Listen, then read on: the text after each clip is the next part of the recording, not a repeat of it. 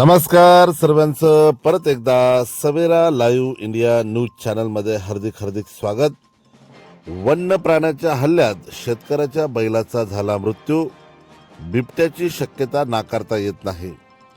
धुळे तालुक्यातील कापडणे गावात कापडणे ते कवठळ मळकीवाट रस्त्यालगत युवराज नवल पाटील या शेतकऱ्याचे शेत आहे व त्या शेतात बांधलेल्या गुरांवर अनोळखी वन्य प्राण्याने मध्यरात्रीच्या सुमारात अचानक हल्ला केल्याने त्या गुरामधून एका बैलाचा जागीच मृत्यू झालेला आहे. त्या गुराच्या मानेच्या भागातून रक्तपीत मागचा सर्व भाग तोडून टाकलेला आहे. या प्रसंगी शेतकऱ्याने वन विभागाशी संपर्क केला असता पंचनामा करण्यासाठी वनरक्षक युवराज महाले यांनी प्रत्यक्ष जागेवर येऊन पंचनामा करत सर्व गोष्टीची पाहणी केली. कापडणीतील शेतकरी व धनुर शिवारामधील असणाऱ्या त्यांच्या शेतात पाळीव गुरं बांधलेली होती. त्याच मध्यरात्री अचानक अज्ञात वन्य प्राण्याने हल्ला केल्याने त्या गुराचा जागीच मृत्यू झाला आहे. नाल्यालगत त्या वन प्राण्याचे ठसे पाहता बिबट्या असण्याची शक्यता नाकारता येऊ शकत नाही किंवा अन्य प्राणी देखील असू शकतो असे मत वनरक्षक यांनी व्यक्त केले. सदर प्रसंगी आजूबाजूच्या शेतकऱ्यांनी आपले गुरे बंदिस्त जागेत बांधावी असे आवाहन त्यांच्या मार्फत करण्यात आले व गुरांसोबत शेतकरी यांनी लहान मुलांची विशेष काळजी घ्यावी. जर ते वन्यजीव अशा पद्धतीने हल्ला करू शकतात तर रात्रीच्या अंधारात लहान मुलांवर देखील हल्ला होऊ शकतो. म्हणून आजूबाजूच्या परिसरातील सर्व नागरिकांनी सतर्क राहत लक्ष द्यायचे आहे.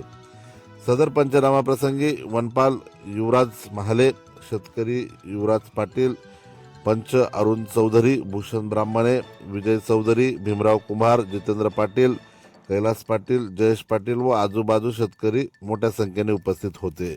यावेळेस प्रसारमाध्यमांशी बोलताना वनपाल महाले म्हणाले की नमस्कार, मी युवराज महाले, वनरक्षक नगाव.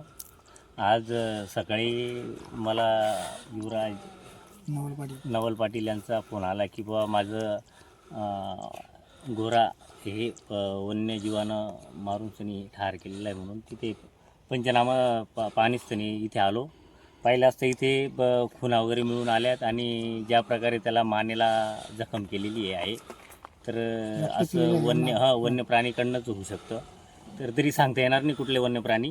मागचाही भाग चांगला खाल्लेला दिसतोय.